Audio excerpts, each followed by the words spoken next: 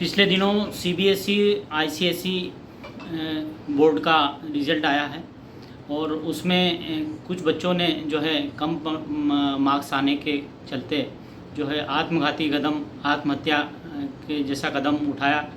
और ये बहुत ही चिंतनीय विषय है, बहुत ही चिंता का विषय भी है और चिंतन भी करना इसमें आवश्यक है।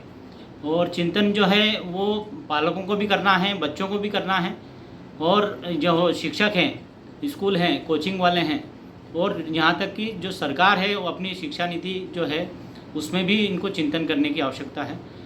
क्या आज की तारीख में हम ये देखें कि जो बच्चे हैं वो युवा पीढ़ी है, आज की जो देश का भविष्य है, वो कहीं ना कहीं जो ये परसेंटेज और ये इसके चक्कर में जो है अवसाद की ओर जा रहे हैं और अपने जीवन को ख़त्म कर रहे हैं।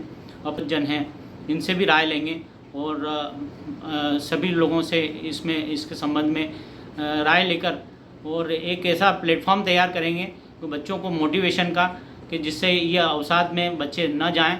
और आइंदा अभी नीट का रिज़ल्ट आना बाकी है, जेईई का रिज़ल्ट आना बाकी है। देखिए, धर्म गुरु, शिक्षक, अभिभावक हो या स्वयं विद्यार्थी हो, इन सारे दौर जो होते हैं किसी के साथ जो मानस पे गुजरते हैं, उसका अनुभव हम सबको है। दुर्भाग्य है कि आधुनिक काल के इस दौर में प्रतियोगिता को इतना उच्चतम स्थिति में ले जाया गया और सफलता की कुपरिभाषा दे दी गई। ये बोल दिया गया कि सक्सेस इज काउंटेड स्वीटेस्ट। किसने कहा? आपकी सफलता की परिभाषा कुछ और हो सकती है, मेरी सफलता की परिभाषा कुछ और हो सकती है।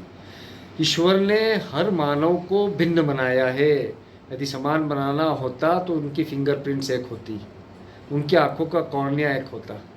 तो ये बात क्यों नहीं समझा पा रहे हम मानवता को, हमारे देश को, कि देखिए आप अपने आप में एक यूनिक आइडेंटिटी है, आप अपने आप में अप्रतिम सौंदर्य है, अप्रतिम कृति है इस ईश्वर का।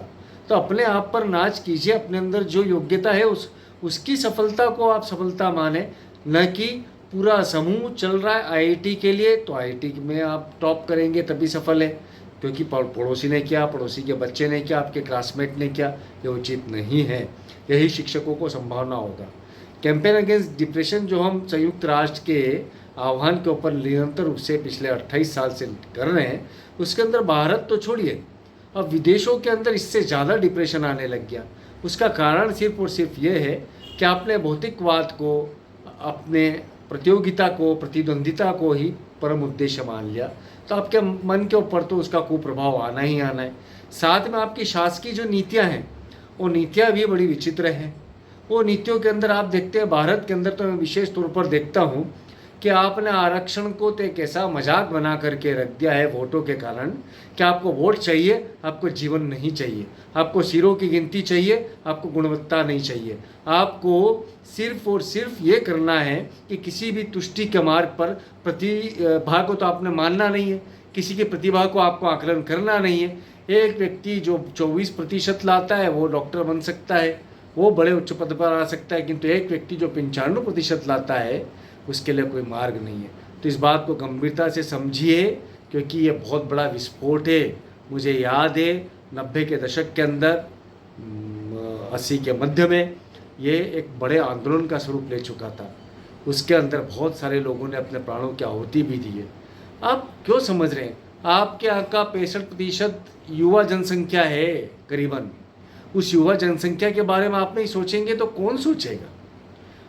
अभी जो देखा गया है कि एक बच्ची ने जो है आत्महत्या की है, तो कहीं ना कहीं जो पालक हैं उनका भी क्या दायित्व बनता है, किस तरह से इसको रोका जा सकता है? देखिए, सबसे पहले मुक्ति का मार्ग सिखाता है सनातन धर्म। मुक्ति के मार्ग में यदि एकलव्य ये सोच लेता कि उसको गुरु ने स्वीकार नहीं किया तो क्या वो आत्महत्या करना चाहिए थी उसको? उसने नहीं की, उसने स्वयं को पारंगत किया। तो अपने माता पिता को भी ये चाहिए कि वे अपने बच्चों के ऊपर कोई दबाव न डाले, प्रतियोगिता का बोझ उनके ऊपर नहीं होना चाहिए, उनको मुक्त एक वातावरण दे जिसके अंदर वो अपनी जो निहित प्रतिभा है, अंतर्निहित है, उस प्रतिभा का विकास करें। हमारे यहाँ पे आप देखेंगे इतने बच्चे आते हैं, हर वर्ग का बच्चा आता है, हर वर्ण का बच्चा आता है, हर जिसे कह सकते हैं कि हर विधा का बच्चा आता है। उस बच्चे के अंदर हम देखते हैं कि उसमें अभिनय की क्षमता है, तो हम सबको इकट्ठा कर लेते हैं, एक अभिनय के प्रशिक्षक को बुलवा लेते हैं।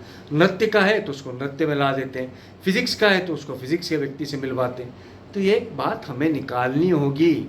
हम सभी गुरुजनों का, अभिभावकों का, सबका एक कर्तव्य है कि आप इस बात को समझें कि उनके अंदर किस बात की निहित प्रतिभा है। वो प्रयोग ये किया था हमने कि हमने जब देखा कि नए नए कुकुर मुत्तों की तरह कोचिंग बढ़ते चले जा रही थी बड़ी तेज़ी के साथ में। मैं स्वयं कोचिंग चलाता था उस समय पर, और उस कोचिंग के अंदर ज़्यादातर बच्चे निःशुल्क पढ़ते थे, और उनके अंदर कभी भी इसको ज़्यादा आता है उसको कम आता है तो उसके अंदर प्रतियोगिता नहीं होगी, इसको समझ में कम आ रहा है उसको ज़्यादा आ रहा है तो उसमें प्रतियोगिता नहीं होगी, बल्कि हम हंस करके उनको ये बोलते थे कि आपस में पढ़े पढ़ाएं। सह अस्तित्व है इस जीवन का। क्या रिलायंस के फ़ोन से एयरटेल पे फ़ोन नहीं लगता है क्या? यदि ये सोच लेंगे कि हमें तो हमारा ही नेटवर्क चलाना है, तो हर पढ़ा लिखा व्यक्ति या जो प्रतिभाशाली है, उच्च प्रतिभाशाली है अतिरिक्त रूप से, वो ये सोच लेगा मैं ही आगे, तो उचित नहीं है। और इस बात को भी एक चीज़ ध्यान रखना होगी कि देखिए, हम कोचिंग यदि चला रहे हैं, हम यदि प्रशिक्षण दे रहे हैं, तो उच्च अंक वालों का आप प्रदर्शन करिए, कोई शक नहीं, किंतु आप उसका व्यापारिक दोहन मत कीजिए। आप उसको प्रोत्साहन के रूप में करिए, ताकि वो लोगों को समझा पाए कि मैं भी कोई अतिरिक्त नहीं हूँ, मैं भी आपके जैसे विद्यार्थी हूँ, किंतु मुझे इतने अच्छे गुरु मिले, मैंने इतना प्रशिक्षण प्राप्त करा तो ये किया। हमारे यहाँ पर तो एक चीज़ देखी गई है कि एक अंधी होड़ है इन कोचिंग संचालकों के यहाँ पर। मैं निरंतर रूप से प्रयास कर रहा हूँ कि जाऊँ भोपाल, इंदौर, देश विदेश सब जगह जा कर के ही प्रयास कर रहा हूँ युवाओं के माध्यम से, उन शिक्षकों के माध्यम से, कि हम उनको ये समझाएं कि आप सबको समान रूप से अवसर दीजिए, समान रूप से आप उनके अंदर की प्रतिभा को उभारें, परंतु आपस में प्रतियोगिता, प्रतिद्वंदिता का भाव न लाएं। ये प्रतियोगिता जो है ये बेहद गलत मार्ग पे जा रही है, गंदी दौड़ है, गला काट होती आ रही है। वो गला काट अब एक दूसरे का नहीं काट रहे, क्योंकि समझ गए बच्चे, वो आपस में युद्ध नहीं लड़ रहे, आपस में अपराध नहीं कर रहे, वो सारा कुंठा, वो सारा अपराध बोध जो है वो स्वयं के अंदर लाते हैं और स्वयं को आहत कर जाते हैं, आत्मदाह कर जाते हैं। तो ये अवसाद का सबसे कलुषित स्वरूप है, जो कि कोविड, कैंसर या कोई सी भी प्राण लेवा, कोई सी भी घातक बीमारी है, उससे ज़्यादा घातक है तो वो अवसाद है। धन्यवाद।